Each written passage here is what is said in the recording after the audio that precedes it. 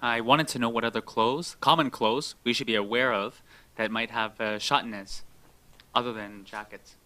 Clothes that have SHATNEZ, there's a list that's published usually every year. I could send it, I could post it later on. There is a organization that lists different rabbis that are certified SHATNEZ experts. There are different, a lot of people could check for SHATNEZ, but there are not that many people that are actual experts.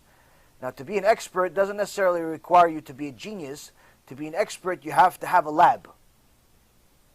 You have to have an actual lab. There are a lot of people that say, oh yeah, rabbis, that say, oh, I'll check your SHATNEZ, and they check with their eyes. Unfortunately, that's no longer enough.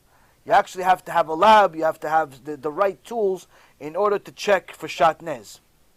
Because the law in the U.S. and other countries allows them certain room for them to not disclose everything that's in your clothes.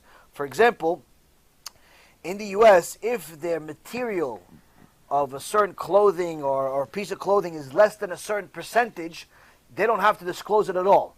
So it could say 100% polyester, but in reality it's nowhere near. It's 92% polyester, and there's some this, and there's some that, and there's some that. But all those other ones that they added to it are less than 1 or 2%, so they don't have to disclose it at all if they don't want to. So that means that you cannot trust the tag at all. You cannot trust the tag at all.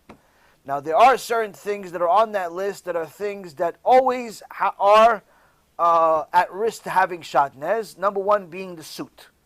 A male suit has, it's very common for it to have SHATNEZ, specifically in the collar. So anytime that you check for SHATNEZ, you'll see that the rabbi opens the collar, usually leaves it open, and checks what it is. And the reason why, because there's a certain material that makes the collar harder. They use SHATNEZ for that. So they'll check a couple of spots inside the jacket, on the collar area. Those are usually the common places that there is SHATNEZ. But sometimes it's in different places. You could also discern boots. There was a problem with Uggs, the manufacturer Uggs, where some of them were verified to have SHATNEZ in them, in the boots. And many Jewish women were like these extremely ugly boots.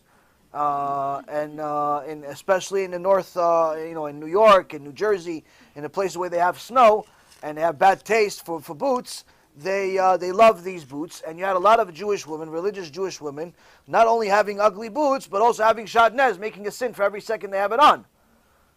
So this is a problem. It's a very serious problem. Not ugliness. I'm talking about the SHATNEZ part. Ugliness is a matter of taste. Maybe it's good for modesty. People run away from you. You wear those ugly boots. But anyway, so jackets in general. Jackets in general, you should always check. Certain types of pants, certain manufacturers. The list is relatively big. I could publish the list later today or tomorrow on the Facebook page, on the WhatsApp groups, and send it to you guys. You can review it. And in there also, you will see on this list that there is a list of rabbis with their phone numbers and where they're located that can check your stuff. And they're certified by this organization. You should only go to those people. You should only go to those people because you know that they have the right tools. They have the right tools, and they apparently care enough about this that they go and get certified every so often and make sure that they're up to date with everything. Even though this can be done by the average Joe, you don't want to take the risk with it because SHATNEZ is one of those things where it's every single second that you're wearing it, every single second you're wearing it's a sin. So much so that Gemara says if you know somebody's wearing SHATNEZ in the middle of the street, you know he's wearing SHATNEZ, you have to take off his jacket, off of his body. It's not your jacket, it's his jacket. Take off his jacket off of his body. Take off the SHATNEZ off him. That's how much of a sin it is. It's like fire. It's like he's on fire, he doesn't know it. So the point being is that you have to check. You have to check your stuff. It's not overly expensive per item, but it gets expensive because usually you have to check for a lot of stuff. But look at that list. There are certain things that are prone to have SHATNEZ. There's certain things you don't even have to check at all because they usually don't have SHATNEZ. You look at that list and you know what to do. The point is that it's very, very smart to do that for every Jew because again, we already make enough sins that we know about. We don't need to make a bunch of sins that we don't know about. So that's that. And then just to follow up with that, since you said originally at the beginning that almost every tag we cannot trust, so to what degree should we be checking all types of garments? The list tells you the things that, from their experience, they'll tell you certain things that are more prone, more likely to have shatnez, and certain things that it's usually unheard of for them to have shatnez.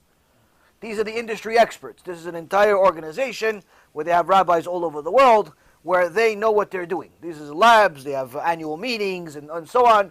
These are the experts in the garment business, and they deal with textile all day, all night. And some of them are regular rabbis. They have kehilot, but nonetheless, this is also part of what they do. Some only do this. Some literally have, like in Lakewood, they have an entire lab, a real lab, like where you send stuff there. You ship stuff there, and after so often, they send it back to you. Now again, if the rabbi tells you it's, let's say, 10, 15 bucks an item, don't start asking for discounts. Don't ask for discounts. Number one, you're not paying for how long it takes him to do the job.